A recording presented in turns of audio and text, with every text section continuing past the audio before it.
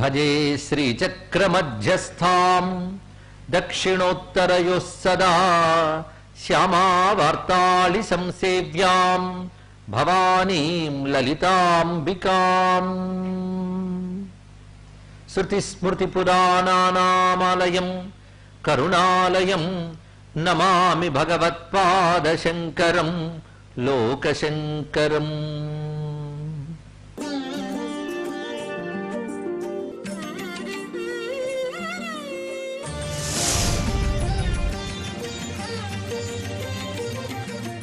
భగవంతుడిచ్చే ఆనందం ఎప్పుడు కూడా చిత్రానందమే, ఆశ్చర్యకరమైన ఆనందమే. ఇందులో మొదటి చిత్రం అంటే బ్రహ్మము, బ్రహ్మమే చిత్రం. చిత్రం వడతరోర్మూలే వృద్ధా శిష్యా గురురీవ, అది చిత్రం. అది చిత్రానంద విధాయిని సుచపలాం, ఇది చాలా చిత్రమైన పదం. మంచి చాపల్యము కలది అన్నారు ఇక్కడ. అసలు చపలం అంటేనే మన చపల చిత్తం అంటూ ఉంటాం, ఒకచోట స్థిరంగా ఉండని దాన్ని మనం చపలం అంటాం.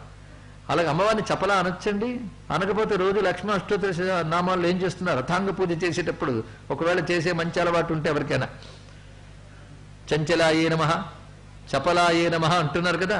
అసలు చపలం అంటే స్థిరంగా లేకపోవడం. అది పట్టుకుని అమ్మ చపలంగా ఉండేదాను, చపలంగా ఉండేదాను అంటున్నామంటే దానికి ఏదో మంచి అర్థం ఉంటుంది అంతే కదా. లేకపోతే అమ్మనామం ఎలా అవుతుందండి? అమ్మవారి నామం అంతే కదా. అది తెలిస్తే సుచపలాం. అందుకే చపలం అంటే మామూలు విపరీత అర్థంలో తీయకూడదు కనుక సు అనే పదం పెట్టాడు ఇక్కడ. మంచి చాపల్యం కలిగిట. మంచి చాపల్యం అంటే ఏమిటి? ఎందుకు ఇలా చెప్పారు అంటే పరాశక్తికి చాపల్యం ఏమిటి, ఇది ఆలోచించవలసిన అంశం. చాపల్యం అంటే ఒకచోట స్థిరముగా ఉండనిది అని అర్థం ఇక్కడ. ఎందుకంటే ఆ పరాశక్తి ఒకచోట స్థిరంగా ఉండదు, అది సర్వము వ్యాపిస్తూ ఉంటుంది. పైగా ఆయా అర్హతలు ఉన్న వారి దగ్గర ఆయా విధాలుగా అనుగ్రహిస్తుంది. వాడు సత్కర్మ చేసినప్పుడు తగిన ఫలంగా వాళ్ళ ప్రకాశిస్తుంది, వాడు దుష్కర్మ చేసినప్పుడు వాడు విడిచిపెడుతున్నది ఇక్కడ.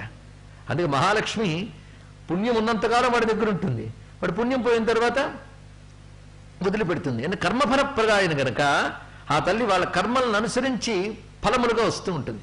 ఫలం వేరు ఆవిడ కాదు, ఆవిడ వేరు కాదు. ఫలం వేరు ఆవిడ వేరు కాదు. ఆనందం మనకు కలిగింది అంటే అమ్మవారు ఆనందం ఇచ్చారంటారా? అమ్మవారు ఆనంద రూపంగా వచ్చారని అర్థం ఇక్కడ. అలా వారి వారి కర్మలకి ఫలాలను ఇస్తూ వివిధములైన కర్మలకు వివిధ సమయాల్లో వివిధ కర్మలు ఇస్తున్నప్పుడు చపలత్వం లేదా? కనుక అమ్మవారు జగద్వ్యాపకంగా ఉంటూ వారి వారి కర్మలకు తగిన ఫలములిస్తూ తన యొక్క శక్తిని వివిధ సమయాల్లో వివిధ విధాలుగా ప్రసరిస్తున్నది కనుక సుచపలాం అనే మాటలు వేశారు ఇక్కడ. సుచపలాం కూటత్రయాకారిణి. ఎందుకంటే చివరికి వచ్చేసాం కదా, అది మూడు కూటములు కలిపిన ఆకారం అనేది కూటత్రయ కళేబర. అది కూటత్రయ ఆకారిణి అంటే మంత్ర కూటములే నీ ఆకారముగా కలిగిన దానము నువ్వు. శ్రీచక్ర ప్రియ బిందు తర్పణ పరాం శ్రీ రాజరాజేశ్వరీం అంటూ కకారంతో ఈ శ్లోకం పూర్తి చేశారు.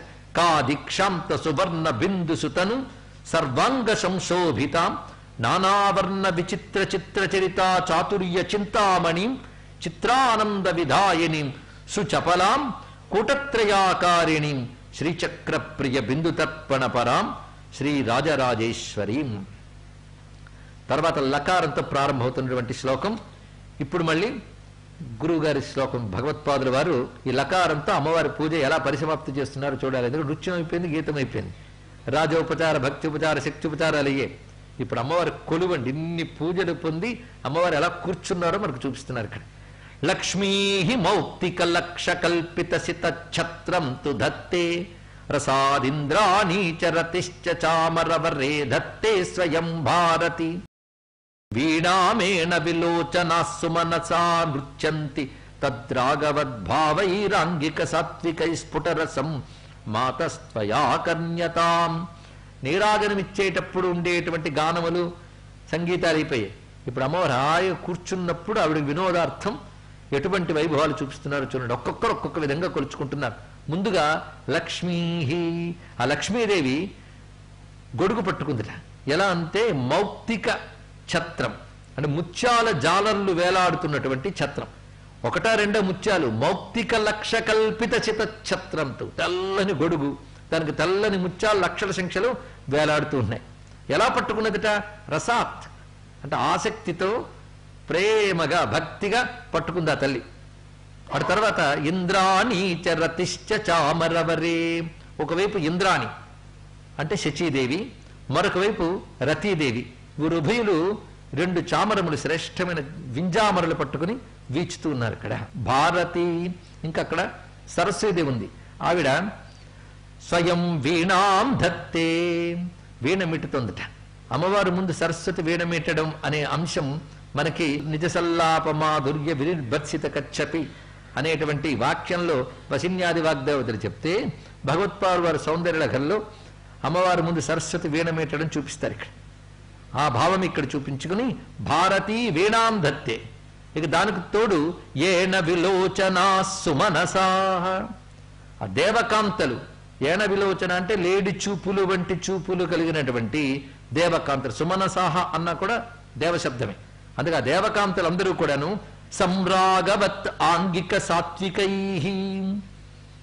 సంరాగవత్ అంటే చక్కని రాగము కలుగునట్లుగా, అంటే అనురాగము ప్రేమ కలుగునట్లుగా అనొక అర్థము.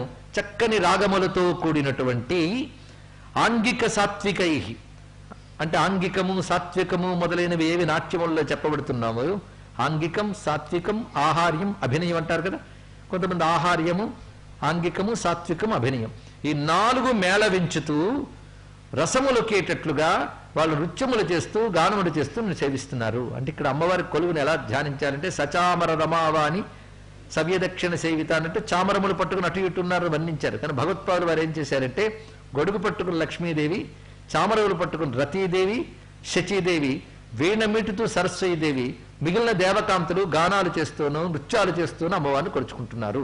ఈ దేవకాంతలందరూ అమ్మవారి స్వరూపాలే, అమ్మ నుంచి వచ్చినటువంటి వెలుగులే. వీళ్ళందరితో కొలువు తీరినటువంటి ఆ సౌందర్య లహరిని మనం ఇక్కడ ధ్యానించుకున్నాం. అటువంటి లకారంతో ఈ వైభవాన్ని మనం చింతామణి ద్వీపంలో, చింతామణి సభలో దర్శించిన తర్వాత మళ్ళీ మహానుభావుడు శంకరానందుల వారు ఏమిచ్చారో చూడబోతున్నాం. లక్ష్మీశాన విధీంద్ర చంద్రమకుటాద్యష్టాంగ పీఠాశ్రితాం సూర్యేంద్వగ్నిమయైక పీఠ నిలయాం త్రిస్థాం త్రికోణేశ్వరీం గోప్త్రీం గర్వ నిగర్వితాం గగనగాం గంగాం గణేశ ప్రియాం శ్రీచక్రప్రియ బిందు తర్పణపరాం శ్రీరాజరాజేశ్వరీం. లక్ష్మీశాన విధీంద్ర చంద్రమకుటాద్యష్టాంగ పీఠాశ్రితం. లక్ష్మీ ఈశాన లేదా లక్ష్మీశాన అంటే లక్ష్మీదేవికి ప్రభు అయినటువంటి వాడంటే నారాయణుడు. ఆ నారాయణుడు, బ్రహ్మదేవుడు, ఇంద్రుడు, చంద్రుడు మొదలైనటువంటి వారు తమ కిరీటములు వాల్చి నమస్కారం చేస్తున్నారు అమ్మవారికి. ఆ నమస్కారాలు పొందుతూ అష్టాంగ పీఠాశ్రితం, అష్టాంగములతో కూడినటువంటి పీఠమునందు ఉన్నది. ఇది మంత్ర సంబంధమైన స్వరూపంగా మంత్రములు ఉన్న ప్రధాన భాగములే పీఠముగా ఉండడం, ఆ పీఠమునందు అమ్మవారు ప్రకాశిస్తుండడం ఒకటి. అష్టాంగము అన్నప్పుడు పీఠ శక్తులను కొన్ని ఉంటాయి. ఈ పీఠ శక్తుల్లో అష్ట దిశల్లోని 8 దిక్కుల్లో అంటే 4 ప్రధాన దిశలు, మిగిలిన 4 మూలలు, విదిశలు అంటారు ఇక్కడ. ఈ దిశ విదిశల్లో ఉన్నటువంటి శక్తులతో సహా ఏర్పరచబడినటువంటి పీఠం అష్టాంగ పీఠం. అలాంటి అష్టాంగ పీఠాశ్రితాం, అటువంటి అష్టాంగ పీఠంపై ఉన్నటువంటి తల్లి. పైగా దేవతలందరూ నమస్కరిస్తున్నారు. ఇక అమ్మవారు పీఠం గురించి మరొక రహస్యం చూపిస్తున్నారు. సూర్యేంద్వగ్నిమయైక పీఠ నిలయాం. అమ్మవారి పీఠం ఏంటండి? శ్రీచక్రమే. ఆ శ్రీచక్ర స్వరూపాన్ని తెలుసుకోవాలి. అందుకు శ్రీచక్రంలో సూర్యేంద్వగ్నిమయైక పీఠ నిలయాం. సూర్య, ఇందు, అగ్ని ఈ 3ంటితో కూడినటువంటి పీఠం. సూర్య, ఇందు, అగ్నిమయ ఏక పీఠ నిలయాం. ఈ 3 కలిసిన ఒకే పీఠం, విడివిడి కావు. పీఠ నిలయాం త్రిస్థాం త్రికోణీశ్వరిం. ఇక్కడ భావన చేసేటప్పుడు కూడా ఆ పీఠం ఎక్కడుందంటే మా ఇంటి దేవుడి గదిలో అనే కాకుండా ఆ పీఠం ఈ శరీరం, ఇది తెలుసుకోవాలి ఇక్కడ.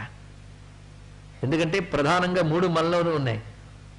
మూలాధారం నుంచి లెక్క కడితే మొదట ఉండేది అగ్నిమండలం, తర్వాత ఉండేది సూర్యమండలం, శిరస్సు దాకా వచ్చేప్పుడు చంద్రమండలం. ఆ 3ంటితోనూ ఉన్నాం. అంతేకాదు ప్రపంచమంతా 3ంటితోనూ ఉన్నది. ఇది తెలుసుకోవాల్సిన అంశం. ఎందుకంటే అగ్ని వాక్కుకి, అగ్నిర్మే వాచిశ్రిత అన్నారు. అగ్ని వాక్కుకి అధిపతి. అలాగే సూర్యుడు అనగా దృష్టి, ఇది శరీరానికి ప్రధానమైనటువంటిది. సర్వేంద్రియాణ నయనం ప్రధానం అంటాం కదా. ఇక 3వది చంద్రుడు, ఇది మనస్సు. చంద్రమా మనసో జాత అంటే మాట, శరీరము, మనస్సు. వీటిని మనం త్రికరణాలు అంటాం కదా. ఈ త్రికరణాల్లో ఉండే శక్తులు సూర్య చంద్రాగ్నులు. ఈ త్రికరణాలు పనిచేస్తున్నాయంటే దేనివల్ల? ఇది పరిశీలించాలి. ఈ మూడు అందరికీ తెలుసు, కానీ మూడింటి పని చేయించేది ఒకటి ఉంది, అదే మూడింట్లో వ్యాపించింది. కనుక ఈ మూడే పీఠముగా ఉంటూ వ్యాపించి ఈ మూడింటిని పనిచేస్తున్న స్వాత్మశక్తియే లలిత. ఇది తెలుసుకోవాలి. త్రికరణాలని పనిచేస్తున్నది అదే. సూర్యేంద్వగ్నిమయైక పీఠ నిలయాం త్రిస్థా. త్రిస్థాం అంటే త్రిస్థా త్రిపురమాలిని చదివారు కదా లలితా శాస్త్రంలో. త్రిస్థా, ఈ త్రిస్థా త్రిపుర ఒకే భావాన్ని తెలుస్తుంది. త్రిస్థా అంటే మూడింటిలో ఉన్నది అని అర్థం. ఏమిటా మూడు అంటే ఎన్ని మూడులు చెప్తున్నారు చూడండి. ఇన్ని మూడులు చెప్తే ఇంకా మూడేమిటి అంటే మూడు చొప్పున్న ఎన్నో అని. అవేంటంటే trio లోకాః, trio దేవాః, త్రైవిధ్యం పావకత్రయం, త్రీణి జ్యోతింషి సర్గాశ్చ trio ధర్మాదయస్తథా, trio గుణాస్త్రయః శబ్దాః, trio దోషాస్తథా శ్రవాః, త్రయః కాలాస్తథావస్థా, పితరో హర్నిషాదయః, మాత్రాత్రయం చ తే రూపం త్రిస్థే దేవి సరస్వతి అని మార్కండేయ పురాణంలో అమ్మవారిని త్రిస్థే అని సంబోధించారు. త్రిస్థ సంబోధనలో త్రిస్థే అయింది కనుక అమ్మవారి పేరండి త్రిస్థ. అమ్మా నీకెందుకు త్రిస్థ అని వచ్చిందంటే మూడింటిలో ఉన్నావు గనక. ఏమిటా మూడు అంటే త్రయో లోకాః, మూడు లోకాలు, త్రయో దేవాః, ముగ్గురు దేవుళ్ళు అంటే బ్రహ్మ విష్ణు రుద్రులు, త్రైవిద్యం, మూడు విద్యలు అంటే ఋగ్యజుస్సామములు, పావకత్రయం, మూడు అగ్నులు, ఆహమనీయాగ్ని, గార్హపత్యాగ్ని, దక్షిణాగ్ని, త్రీణి జ్యోతింషి, మూడు జ్యోతులు అంటే సూర్య చంద్ర అగ్నులు, సర్గాశ్చత్రయో, సర్గాశ్చత్రయో అంటే సృష్టి స్థితి లయలు, ధర్మాదయస్తదా త్రివర్గములు, మూడు ధర్మాదయ ధర్మము మొదలైనవి అన్నారు. అవి మూడు త్రివర్గములు. త్రివర్గములు అంటే ధర్మార్థ కామాలు కాదండి. ధర్మము అర్థకామాలు మోక్షం, అర్థకామాలు కలిపి ఒకటిగానే చూసుకోవాలి. ఇక్కడ అక్కడ త్రివర్గ అనే శబ్దానికి ఇద్దాం.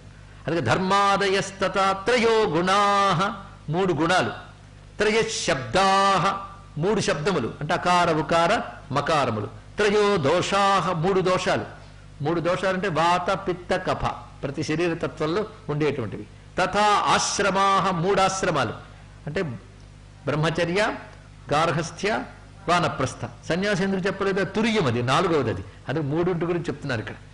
త్రయ కాలాః, మూడు కాలములు, భూత భవిష్యత్ వర్తమానములు, తథా అవస్థాః, మూడు అవస్థలు, జాగ్రత్త స్వప్న సుషుప్తులు, పితరాః, ముగ్గురు పితరులుట. వీళ్ళెవరంటే వసురుద్రాదిత్యులు, వసురుద్రాదిత్యులు, అహర్నిషాదయ, పగలు రాత్రి సంధ్య, ఈ మూడు. ఇన్ని మూడులు వచ్చాయి చూడండి. మాత్రాత్రయం, మూడు మాత్రలు, మూడు మాత్రం అంటే అకారుకారు మకారములు చెప్పచ్చు, అది ముందే చెప్పుకున్నాం గనక. ఉదాత్త అనుదాత్త స్వరితాది స్వరములు, ఇవన్నీ కూడా తే రూపం. ఈ మూడింటిలో అమ్మవారు ఉన్నారు. ఈ మూడింటిలో ఉంటూ మూడింటికి అంటకుంటూ ఉంటుందట. కానీ అమ్మవారిని రెండు రూపాలుగా చూడాలి. మూడింటిలో ఉన్నది, మూడింటికి అతీతమైనది. మూడింటిలో ఉన్నది అంటే ప్రపంచంతో, మూడింటికి అతీతం అంటే ప్రపంచాతీతం. ఏది ప్రపంచాతీతమో అది మూడుగా ఉన్న ప్రపంచంలో ఉంది. కానీ ప్రపంచమంతా త్రీ అనండి, మూడే, ముమ్మాటికి మూడే. అంటే ముమ్మాటికి అంటున్నాం కదా, కానీ మూడు కాస్మిక్ నెంబర్ అన్నారు ఎవరు. అదే త్రిపుర అన్న అదే అర్థం. ఎందుకంటే అమ్మవారి నామాల్లో అన్నింటిలోకి అత్యద్భుతమైన నామం త్రిపుర. ఆ త్రిపుర అంటే చాలండి. ఇక్కడ త్రిస్థ అయితే మూడింట్లో ఉంది, కానీ మూడు పోతే ఆవిడెక్కడికి వెళ్ళదు. మూడింట్లో ఉంటుంది, మూడు పోయిన ఉంటుంది. మూడు పుట్టక ముందు కూడా ఆవిడ ఉంది, మూడు పుట్టించింది ఆవిడే. అని త్రిభిపుర త్రిపుర. ఈ మూడింటికి పూర్వమే ఉంది కనుక త్రిపుర. ఈ మూడింటిలో పూరణాత్, పూరించి నిండిపోయి ఉంది కనుక త్రిపుర. ఎంత రమ్యమైన మాట అండి. అందుకే ఆ త్రిపుర శబ్దం ఎవడు ధ్యానం చేస్తాడో వాడు వ్యామోహాల నుంచి బయటపడతాడన్నాడు కాళిదాసు మహాకవి. ఎందుకంటే ఉన్నదంతా అమ్మని తెలిసిన తర్వాత ఎందులో ఉందో దాన్ని మర్చిపోయి ఉన్న అమ్మవారిని మనం తెలుసుకుంటాం ఇక్కడ. అది త్రిపుర అంత గొప్ప శబ్దం. అదే త్రిస్థ అనే మాటలో చూపిస్తూ త్రికోణేశ్వరీం, త్రికోణములకు ఈశ్వరి. ఎందుకంటే శ్రీచక్రంలో ప్రధానంగా బిందు అమ్మవారి యొక్క రూపం కదా, ఏకస్వరూపం ఇక్కడ ఉండింది. ఆ బిందు ఎందులో ఉంది? త్రికోణం, ఒకే త్రికోణం. ఆ త్రికోణం తర్వాత 8, 10 అన్నీ వస్తాయి. కానీ బిందువు తర్వాత వచ్చేది మొదలు త్రికోణమే. కానీ బిందు రూపణి లలిత ఎక్కడుంది? త్రికోణ మధ్యలో ఉంది. అంటే త్రికోణమునకు ఈశ్వరి. త్రికోణమునకు ఈశ్వరి అనొచ్చు, త్రికోణములకు ఈశ్వరి అనొచ్చు. ఎందుకంటే శ్రీచక్రంలో 43 త్రికోణాలు ఉన్నాయి. అంటే 5, 4 త్రికోణాలు అంటే మొత్తం 9 త్రికోణాలు కలిగిగానే 43 ఏర్పడుతున్నాయి. ఈ 43 త్రికోణములుగా ఉన్న నాయకురాలు కనుక ఆవిడ త్రికోణేశ్వరి అంటే ఈ అర్థం కూడా. మొదలేం చెప్పుకున్నాం? శ్రీచక్రంలో త్రికోణం మధ్యలో ఉంది కనుక త్రికోణేశ్వరి. త్రికోణముల రూపంగా ఉన్న ఈశ్వరి. ఎందుకంటే త్రికోణ రూపిణి శక్తి బిందు రూపో మహేశ్వర అన్నాడు అగస్త్య మహర్షితో హయగ్రీవ వారు. ఆ త్రిశతి చివరికి వస్తుంది ఇక్కడ. కనుక బిందు రూపో మహేశ్వర త్రికోణ రూపిణి శక్తి, కనుక అమ్మవారు త్రికోణ రూపంలో ఉంటారు కనుక త్రికోణేశ్వరి అనే మాట చెప్పారు. గోప్త్రీం గర్వ నిగర్వితాం గగనగాం గంగాం గణేశ ప్రియాం. గకారములండి. ఇలాంటి వాటిలో శ్రవణానికి హాయిగా ఉండడమే కాకుండా ఇన్ని మార్లు గకారం రావడం వల్ల గకార బాహుళ్యం వచ్చింది. గకారం గొప్పతనాన్ని ఇస్తుంది. గరిమ అంటే గొప్పతనం, గొప్పతనాన్ని ఇస్తుందట. అది గొప్ప స్థితిని పొందాలన్నా, గొప్పగా నాయకత్వంతో నియమించాలన్నా గవర్నం ఉండాలండి. అదే గవర్నం. గవర్నం అంటే నాయకత్వమే, ప్రభుత్వమే, ఏ భాషలో లేనప్పటికీ కూడా. ఆ గవర్నం చాలా విశేషమైన అంశం. అందుకే గోప్త్రీం గర్వ నిగర్వితాం గగనగాం గంగాం గణేశ ప్రియాం అన్నారు ఇక్కడ. గోప్త్రి, గోప్త్రి అనే మాట చాలా లోతైన భావంతో ప్రయోగించారు. గోపనము అంటే రక్షణ అని అర్థం. గోప్త్రి అంటే రక్షణ చేయునది అని అర్థం. గోప్త్రి గోవింద రూపిణి, లలితా సహస్రం గుర్తించుకోవాలి. రక్షణ చేస్తుంది, అది గోప్త్రి. ఇంకొక అర్థంలో గోప్త్రి అనే మాటకు అర్థం ఏంటంటే కప్పి పెట్టునది అని అర్థం. గోపనం అంటే కప్పుట, రక్షణ కూడా కప్పడమేనండి. పిల్లాడి మీద ఎవరో వచ్చారు కొట్టడానికి తల్లి కప్పుతుంది, అది గోప్త్రి. కప్పడం అంటే కప్పడమేగా. రక్షించడం ఎలాంటిదో కప్పడం కూడా. ఆవిడెప్పుడు కప్పే ఉంచుందంట. మాయతర విశ్వమంతా తానైనా అది తెలియకుండా చేస్తుంది ఆవిడ. అదే మాయ, అదే మరుగేలరా ఓ రాఘవ అని. కప్పాలండి, కప్పకపోతే ప్రమాదం. మాయ అనేది లేకపోతే ఎంత ప్రమాదమో. మన కళ్ళ ముందు ఒకటి పోతూ ఉంటే జీవితం ఎంత అనిత్యమో తెలుస్తుంది. ఆ రోజు చాలా దుఃఖంగా ఉంటుంది, మరుసటి రోజు మామూలే. అదే అలాగే గుర్తుందనుకోండి, బ్రతుకు నడవదు, వెంటనే మాయ తెరవేస్తుంది, లేకపోతే ప్రపంచం నడవదండి. అందుకే సర్గస్య రక్షణార్థాయ తస్మై మోహాత్మనే నమః అంటూ కృష్ణుని స్తుతిస్తూ భీష్ముడు అంటాడు, ప్రపంచాన్ని రక్షించడానికే మోహ రూపంలో ఉన్న తల్లి. అందుకే మోహ రూపంలో ప్రపంచాన్ని నడిపించే తల్లి పేరు గోప్త్రి, అంటే మహామాయా రూపిణి అని అర్థం. ఇక్కడ మహామాయ, మాయాశక్తి అదే. అందుకే నువ్వు ఎలాంటి దానివంటే తల్లి, మమత్వగర్తేతి మహాంధకారే విభ్రామయత్యేతదతీవ విశ్వం. మమకారం అనే గర్తములో అంటే గొయ్యిలో ఈ జనాలను తిప్పుతూ ఉంటావు తల్లి అని అన్నారు ఇక్కడ. ఆ తల్లి పనిచేస్తుంది. ఆవిడ మోక్షం ఇవ్వదలుచుకుంటే దాని నుంచి బయటపెడుతుంది, బంధం ఇవ్వదలుచుకుంటే దానిలో పెడుతుంది. ఈ తలుచుకోవడం వారి కర్మలను అనుసరించేస్తుంది, ఇష్టానుసారం కాదు. ఇది తెలుసుకోమని చెప్తున్నాడు ఇక్కడ. అందుకే ఆ తల్లి గోప్త్రి అనే మాటకు అంత విశేషం. గర్వ నిగర్వితాం, గర్వములు ఏవైతే ఉన్నాయో వాటి నిగర్వితాం, అవి లేకుండా చేస్తుంది. గర్వం అనేది లేకుండా చేస్తుంది. అంటే ప్రతివాడికి అమ్మ అనుగ్రహం వల్ల ఏదో వస్తుంది, ఒక పదవో, ఒక విద్యో, ఒక అధికారం. వెంటనే వాడికి ఏమొస్తుంది, నన్ను మించిన వాళ్ళు అనిపిస్తుంది. అలాంటి వచ్చే అంటే వెంటనే కట్ చేస్తుంది ఆవిడకి. అది చాలా అవసరం అండి. దీనికి సంబంధించి గర్వ నిగర్వితాం అనగా కథ ఉంది. ఆ కథే చెప్తున్నాడు కేనోపనిషత్తులో. దేవతలందరూ మమ్మల్ని మించిన వాళ్ళు లేరు, మేము ఈ మధ్య రాక్షసుని జయించాం అని ఉత్సవం చేసుకుంటూ ఉంటే ఒక్కసారి పరమేశ్వరుడు యక్షరూపంలో ప్రత్యక్షమై ఒక ఎండిపోయిన గడ్డిపోతను అక్కడ పెట్టి మీ ప్రతాపాలు దీని మీద చూపించండి అన్నాడు. అగ్ని అంతవరకు బడాయిలు పలికిన అగ్ని దాన్ని కాల్చలేకపోయాడు, వరుణుడు తడపలేకపోయాడు, గాలి ఎగరగొట్టలేకపోయాడు, యముడు దాన్ని లేకుండా చేయలేకపోయాడు. అప్పుడు ఇంద్రుడు శరణు వేడి, ఎవరు వెయ్యా నువ్వు, నేను శరణు వేడుతున్నాను, నువ్వెవరో చెప్పు అంటే నమస్కరించాడు గనక చెప్పదలుచుకున్నట్ట. మిగిలిన వాళ్ళు ప్రతాపాలు చూపించబోయారు కనుక వాళ్ళకి సత్యం తెలియలేదు. ఇతడు సరెండర్ అయ్యాడు. శరణాగతి నమస్కరించగానే ఆయన స్థానంలో ఆవిడొచ్చింది. అమ్మా ఆయన ఎవరు, నువ్వెవరు, ఆయన ఎందుకు వెళ్ళిపోయాడు, నువ్వెందుకు వచ్చావంటే ఆయన వెళ్ళిపోలేదు, ఆయనే నేనే వచ్చానని చెప్పిందని ఇక్కడ. అదే జగత్రాతం శంభోర్ జైతి కరుణ కాచిదరుణ, ఆయనకి దయపుడితే నేనవుతా, అందుకే నేను వచ్చాను. ఇది మనకి కేనోపనిషత్తులో మంచి కథ. అక్కడ అమ్మ పేరు ఉమా హైమవతి బహుశోభమాన అని చెప్పారు. ఆ రూపంతో వచ్చింది. వచ్చి బ్రహ్మ విద్య చెప్పింది ఇంద్రుడికి. ఆ ఇంద్రుడికి చెప్పిన బ్రహ్మ విద్య శ్రీ విద్య. అది ఉపనిషత్తుల్లోంచి వచ్చిందంటే అర్థం ఇక్కడ. ఆ దేవతలకు ఒక మాట అంటుంది, నాయన అహంకారం ప్రవేశిస్తే అమరులు కూడా అసురులు అయిపోతారు. అదే మీరు అసురులు అయిపోతే లోకానికి ప్రమాదం, అసురులు ఎలా ఉన్నారో జాతి. కనుక దాన్ని ఖండించడం కోసం ఆయన వచ్చాడు. ఆయన దయపుట్టి నేను వచ్చాను. కనుక మీకు పురాకృత సుకృతం వల్ల తపస్సు వల్ల అనుగ్రహం లభించాక ఇది నా అనుగ్రహం అని గుర్తుపెట్టుకుని అనకువగా ఉన్నంతకాలం మీరు రాణిస్తారు. అలా కాకుండా మా నిర్వాకమని అహంకరించారనుకోండి పతనమైపోతారు. కనుక శ్రీ విద్య అనగా మనలో ప్రపంచంలో ఉన్న గొప్పతనాలు శక్తులన్నీ అమ్మ రూపాలను తెలుసుకోవడమే శ్రీ విద్య, మరొకటి కాదు. ఆ భావం నిలబడితే అది నిలబెట్టడం కోసమే రోజు సాధన జపము ఇవన్నీ చేసుకోగలిగితే నాలో అంతటా ఉన్నటువంటి ఆ పరాశక్తి స్త్రీ, ఆ స్త్రీ లేకపోతే ఏముందండి, శోభే లేదు. ఆ ఎరుక బాగా బలపడాలండి. ఇక్కడ అంతర్బహిష్య తత్సర్వం వ్యాప్య నారాయణ స్థిత.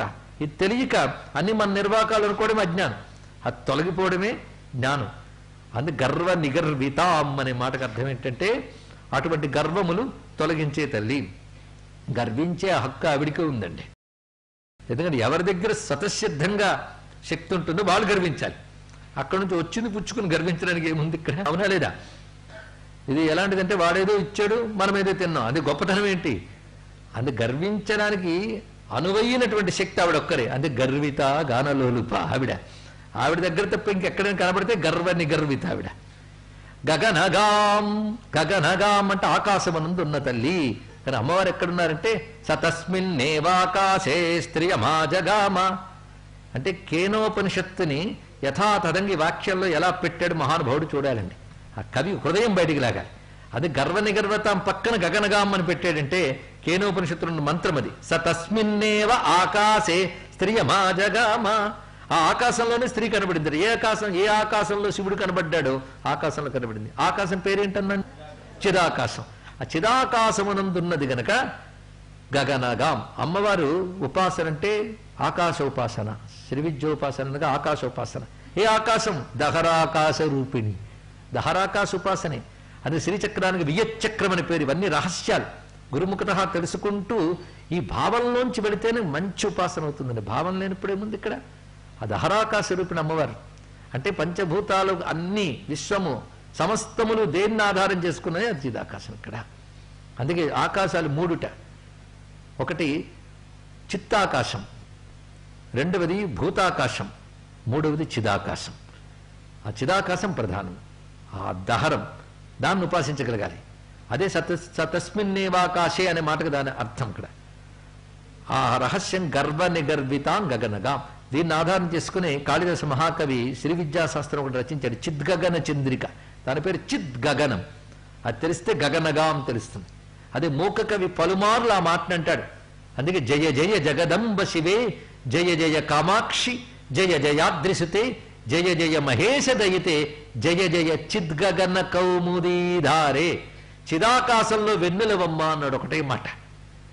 ఆకాశంలో వెన్నెల ఎంత అందంగా ఉంటుంది, ఆ చిదాకాశంలో వెన్నెలట. అంటే చిదాకాశం శివుడైతే వెన్నెల అమ్మవారండి. ఎంత రమ్యమైన భావం ఇక్కడ.